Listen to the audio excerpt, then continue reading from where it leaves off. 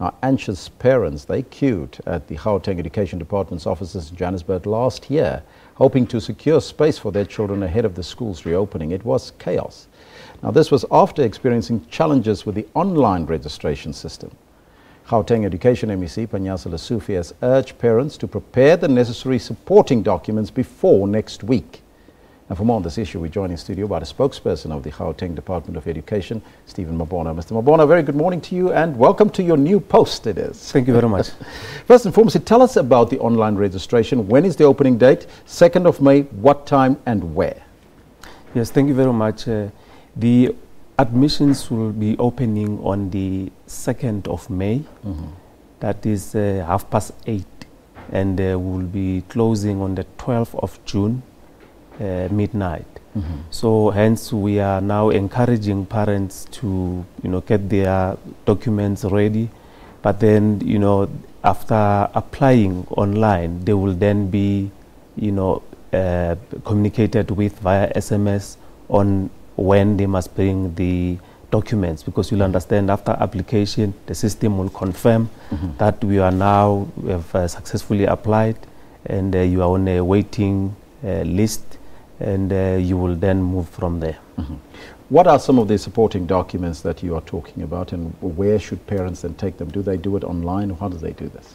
Look, the supporting documents, the information during the placing, they will communicate with them, but it's your ID, your immunization certificate, your birth certificate, probably your proof of residence, which you will then have to submit to a school that would have been accepted you.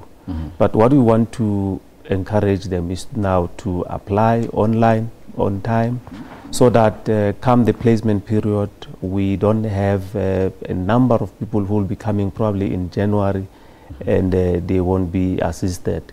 So we just want to assure that we have improved the system. We will not probably experience the challenges that we had last year. The capacity has been improved.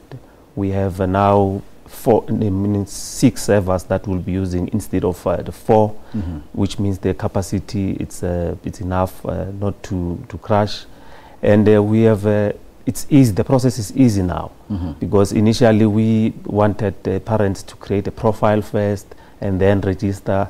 So now when you enter the system, you just give us your details, you give a learner detail, and the third stage you apply, and the system will successfully send you an SMS immediately. So what we are also appealing is we need correct cell phone numbers, because we're going to communicate constantly with you there.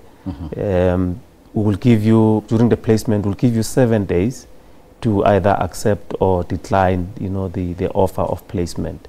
If you don't, unfortunately, we'll then have to move on and give the other parent a space. The offer of placement that you're talking about, that is now when the parent are saying that this is the school that your child will go to? Definitely.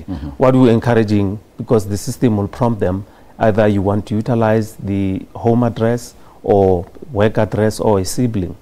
So we'll encourage them to go with those options, not to rush into, actually it will force them to go into those options, because the previous one was giving them the school of choice, which means it can be probably outside the feeder, and you will then have challenges of people applying in so many schools, where you will be sitting with a number of people that you think they are not placed, only to find that they are placed.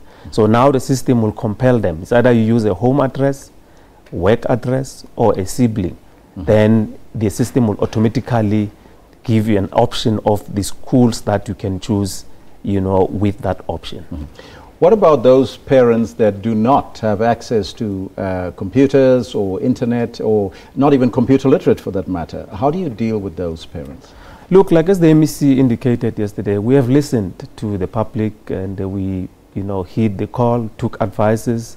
We are now opening about 65 centers where parents will be in a position to walk in, and our officials will be there assisting them.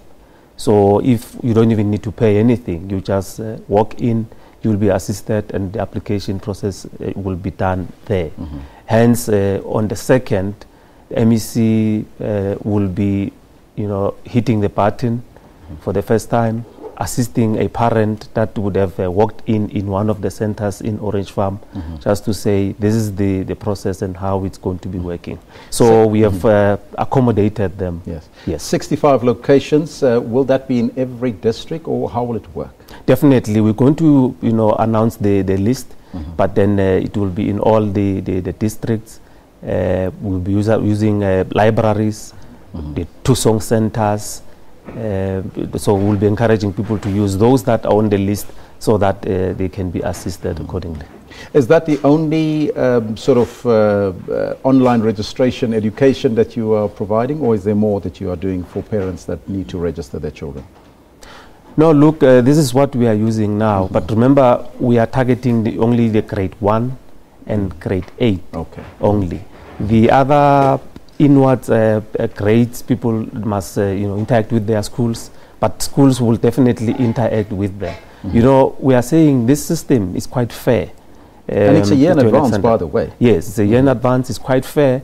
You avoid situation whereby you go to a school and when you are at the gate, they just look at you and say, this one will not afford, the school is closed, or the registration is closed, where school is full up until 2019. So there's no one who's going to be interfering with the application.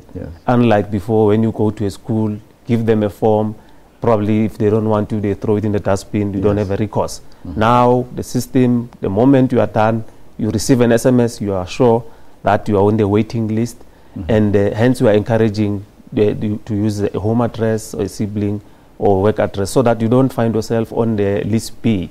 Because if you use a school of choice, probably you might be on list B, which chances are very slim, or it limits your chances of being placed. So hence we'll encourage parents to do so. What will happen to those parents who missed the deadline after the June deadline? Look, hence we're starting now to spread the message. Last year we were told that the communication was not much. We are going to newspapers, we are going to the media, we're going everywhere, making necessary noise to say, have your foot soldiers. If we come to communities where we need to do a door-to-door, that will be doing that. I mean, this system, it's an enabler, because you will know to plan what resources to take to where, so that you plan ahead. If you need more classes, you will know. If you need more teachers, you will know. www.gdeadmissions.gov.za.